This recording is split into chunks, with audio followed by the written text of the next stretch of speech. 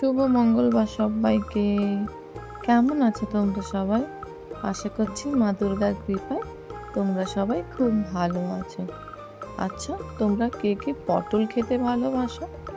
পটলের কি রেসিপি তোমরা জানো আমার সাথে শেয়ার করবে তো? এর পরের ব্লগে বা কোনো একটা ব্লগে আমি পটলের আরেকটা রেসিপি করব। এই যে আজকে যে রেসিপিটা করছি না, এটা দুর্দান্ত খেতে হয়। পটল না আমার একদমই পছন্দের তালিকায় পড়ে না, কিন্তু যখন আমি এই রেসিপিটা করি তখন আমি এক থালা ভাত খেয়ে নিই। এত সুন্দর খেতে হয়, দুর্দান্ত হয়, টেস্টটাই একটা আলাদা। তোমরা বানালে বা আমার মতো করে বানিয়ে খেলেই বলবে যে সত্যিই তো এটা একটা আলাদাই টেস্ট। তো সেই রেসিপিটাই আজকে বানাচ্ছি অনেকদিন পর। সবজি কাকু এসেছিল সবজি নিয়ে, কারণ কি বিগত কয়েকদিন ধরে প্রচণ্ড বৃষ্টি হচ্ছিল, আর বৃষ্টি হওয়ার জন্য না আসতে পারছিল না। আজ সকালে রোদ উঠেছিল, তো দেখছি কাকু এসেছে, তাই পটল কিনে নিয়েছি। তো পটলটা লম্বা লম্বা করেই রেখেছি, দুদিকটা একটু করে চিড়ে নিয়েছি খোসাটা ছাড়িয়ে। আলু এটাতে দিলেও হয় আবার না দিলেও হয়, আমি আলু অ্যাড করেছি। আলুগুলো লম্বা লম্বা পাতলা পাতলা করে কেটেছি। এরপর একটা মশলা বানিয়ে নিচ্ছি। মশলাটাতে সর্ষে, পোস্ত, কিশমিশ, লঙ্কা, পেঁয়াজ, একটু নুন, হলুদ, নারকেল এসব দিয়ে একটা পেস্ট বানিয়ে নিয়েছি। এটাই হচ্ছে মেন পেস্ট। তারপর তেলের মধ্যে আলুগুলো লাল লাল করে ভেজে নিয়েছি। আলুগুলোকে বেশ লাল লাল করে ভেজে নিতে হবে।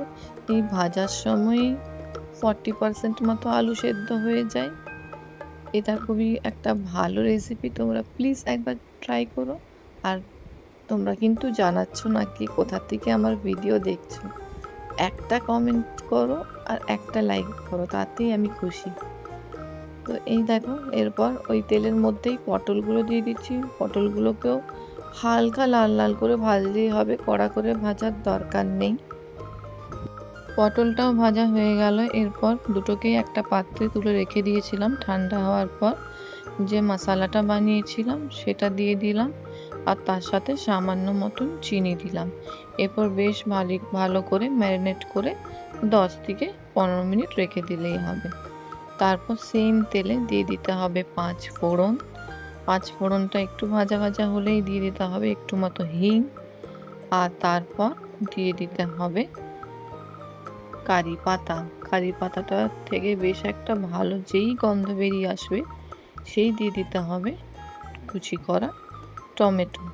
এরপর একটু ভালো করে ভেজে নিতে হবে সবগুলো। টমেটোগুলো যখন একটু সফট হয়ে আসবে তখন ম্যারিনেট করা রাখা পটল আলুটা দিয়ে দিতে হবে। এরপর আর কিচ্ছু পড়বে না, কারণ কি নুন হলুদ তো অলরেডি দেওয়া ছিলই। আমি নুনটা বেশ বেশি করেই দিয়েছিলাম, পরে টেস্ট করে দেখতে হবে, যদি লাগে তখন দেওয়া যাবে। এরপর বেশ ভালো করে কষতে হবে, সময় নিয়ে একটু করে করে কষতে হবে, একদম গ্যাসটাকে সিম করে কষে কষে দেখো কি সুন্দর একটা রং বেরিয়ে এসছে। চারিদিকটা দেখো কি সুন্দর, দারুণ। এরপর কিছুক্ষণ ঢাকা দিয়ে রেখে দিয়ে ঢাকাটা খুললেই হবে। ঢাকাটা দেওয়ার কারণ হচ্ছে তাহলে আলুটার পটলটা বেশ ভালোভাবে সেদ্ধ হয়ে যাবে। দেখো সেদ্ধ হয়ে গেছে, রান্না মোটামুটি কমপ্লিট। এরপর শুধু একটা জিনিস দেওয়া বাকি, সেটা হচ্ছে পাতিলেবুর রস।